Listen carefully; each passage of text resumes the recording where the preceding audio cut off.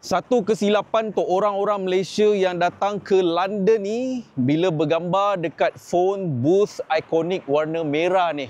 Ni phone booth ikonik warna merah ni, kalau korang tak bergambar dekat sini, maksudnya korang tak sampai ke London. Tapi kesilapan dia untuk orang Malaysia ni kan, dia suka ambil gambar selfie kat sini, lepas tu dia masuk.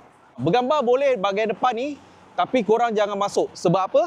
Sebab dekat bahagian dalaman ni busuk gila, banyak orang kencing, buang air besar kecil kan.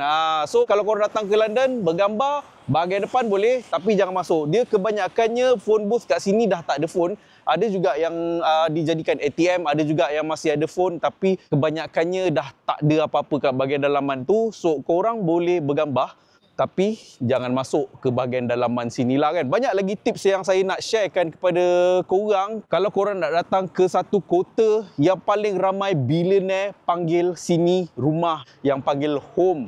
Nak datang ke London ni mahal tak?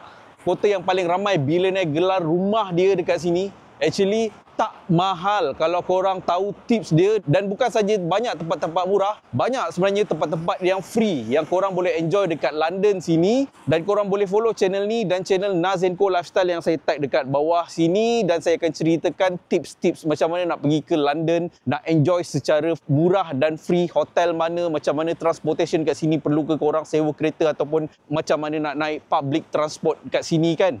Dan salah satunya yang menarik, phone booth warna merah ni, korang kena selfie tapi jangan masuk jangan masuk.